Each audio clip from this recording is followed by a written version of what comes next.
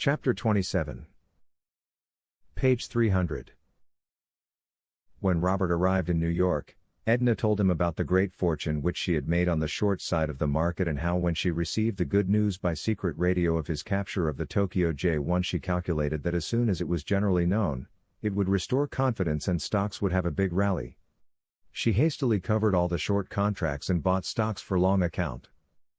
The following afternoon when the big headlines announced the capture of the Tokyo, traders all rushed to buy and the market advanced rapidly. She said, "Mr. Gordon, do you know the market is following the forecast which you mapped out in 1927? He said, "I have been so worried over the war and my dishonor that I haven't had time to think about making money. If General Pearson hadn't proved to be a good friend, I would still be in prison. Now I must use some of my inventions to help my country and prove to them that I did act for the best and that I am loyal." Edna asked if he thought there was any hope of the terrible war ending soon. "No," he replied, "it will get worse in 1931 when many other nations will join against us. The end will not come until the summer or fall of 1932. That is dreadful," she said. "If it lasts that long, they will destroy every large city in the United States unless something is done to beat them." In the latter part of October 1930, Robert returned to Denver, Colorado, where General Pearson had moved the aviation headquarters, and was moving heaven and earth to prevent the advance of the enemy toward the east. Many people on the coast had become frightened and moved to Denver for protection. Robert brought the new invention which he called the radio nullifier. The Spaniards and Japanese were making use of Robert's secret radio, which was one of the most valuable discoveries up to that time. The nullifier was now placed on scouting airplanes and they were sent out. They found that it would work a distance of several hundred miles. This disorganized the enemy forces because they did not understand what had gone wrong with the secret mechanism of the pocket radio with which they were able to transmit orders without sound or fear of detection. They had to resort to the old method of using radios and wireless. Robert had invented a new machine to record either sound or communications by light waves. He soon secured the plans of the enemy and reported to General Pearson, who was still in command for the Aviation Corps, that the enemy was planning to attack from the Gulf of Mexico, follow up the Mississippi River, take New Orleans and at the same time make a joint attack across the Great Lakes, cutting off the government's forces and the wing which was holding across from Denver, Colorado to Canada on north and the border of Texas on the southwestern side. When General Pearson received this disappointing news, he realized that the situation was desperate. He communicated with the President of the United States, who immediately called the cabinet together. All the Army officers were called in conference to discuss plans as to the best thing to do to forestall the attack. They were forced to admit the painful truth that the fleet of airplanes was not sufficient to withdraw enough forces from the western line to send to the north and south, to protect Chicago and the Mississippi Valley. General Pearson made plain to the War Council the great value of Robert Gordon and suggested that he be restored to his former rank for what he had already done. They agreed with him and Robert Gordon was made colonel in the early part of November 1930. Walter Kenilworth, for his great services in working with Robert, was also promoted to colonel. When Colonel Gordon informed General Pearson that Mrs. Kenilworth was his sole secret aide in completing the nullifier which had helped him to get the enemy's plans, this news was conveyed by the general to the President of the United States, who ordered Mrs. Kenilworth to report immediately at headquarters in Washington. The President thanked her personally for the great service she had rendered the country and told her that she was the greatest woman since Molly Pitcher, who had taken her husband's place at the cannon. He conferred upon her the title of Captain of Inventions and ordered her to return to her laboratories in New York and continue her scientific work. This brought great rejoicing to Colonel Gordon and Colonel Kenilworth, and they redoubled their efforts to do everything to help save the country, but they were not in the War Council and had nothing to say in regard to the plans of protection or attack. Complications came thick and fast. The enemy was landing more planes in Mexico, bringing up reinforcements. They moved part of their army from San Francisco north, and in December 1930, after a short engagement, captured Seattle and Portland.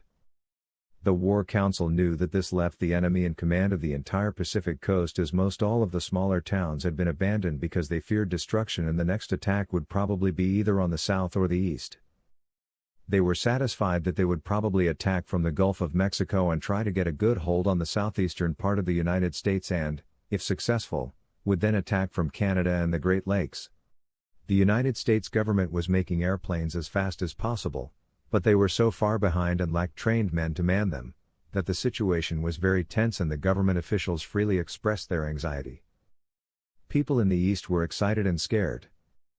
They feared an attack upon the defenseless cities at any time and that the destruction of Los Angeles, San Francisco, Portland and Seattle might be repeated.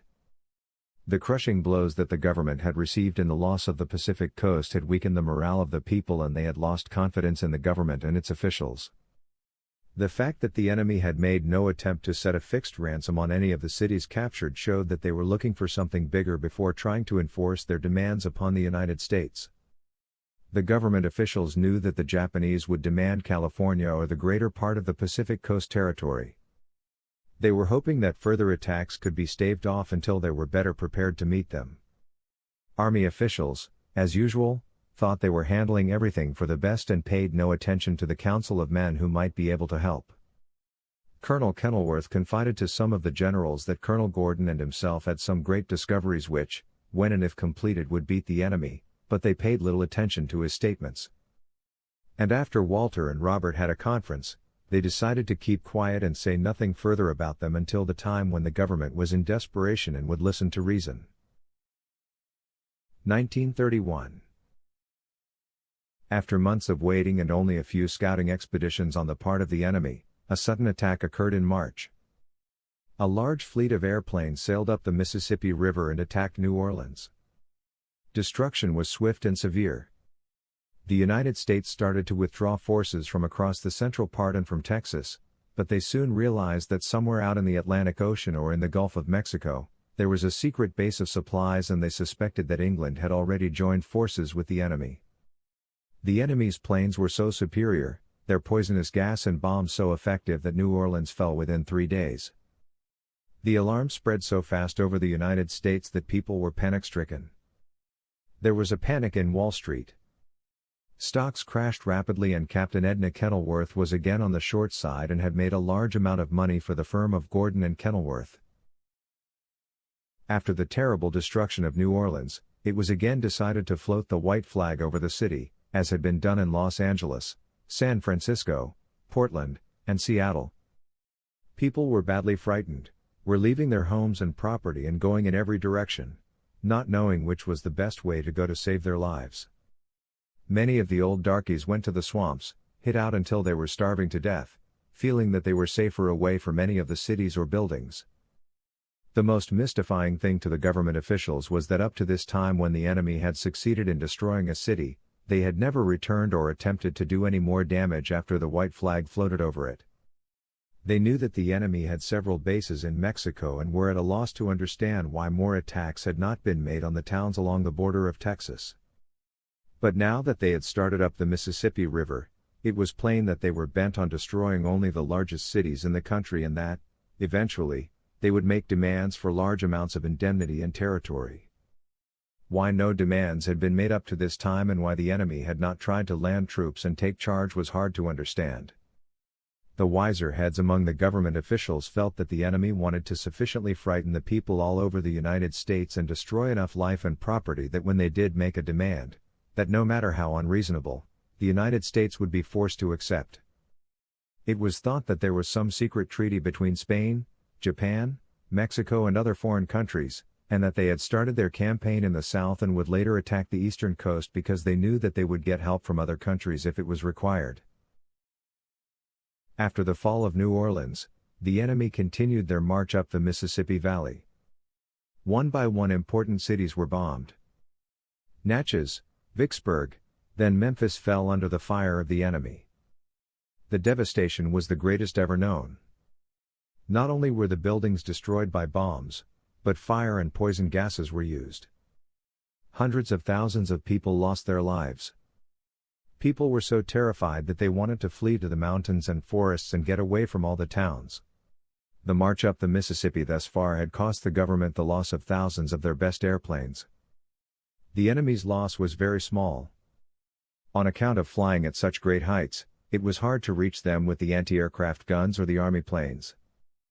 The United States Army officers knew that the next objective would be St. Louis, and that if St. Louis were captured, they would probably attack Chicago, close the lines, prepare to attack the eastern coast and try to take Washington and New York. Colonel Gordon and Colonel Kenilworth were doing great work, but were fighting against terrific odds. They had to take orders from their superior officers, and were not able to act on their own initiative. Colonel Gordon was permitted to sit in at a conference of the War Council in April 1931, but after listening to his plans, they refused to accept them. At the same time, they knew the country needed help because further attacks were imminent, and the enemy was pushing on to victory and gaining more help all the time. Some of Colonel Gordon's plans were to ask France to come to our aid in view of the fact they had helped us in the Revolution of 1812 and that we had gone to their rescue in the Great War in 1917, showing our appreciation for the services rendered by Lafayette. He also wanted to ask Canada to join us and protect the northern border of the United States. After the First Battle of New Orleans, the United States transferred all the planes they could spare for patrol of the eastern and southern coasts along the Atlantic and Gulf of Mexico. Commercial and passenger airplanes were crossing daily to and from Europe.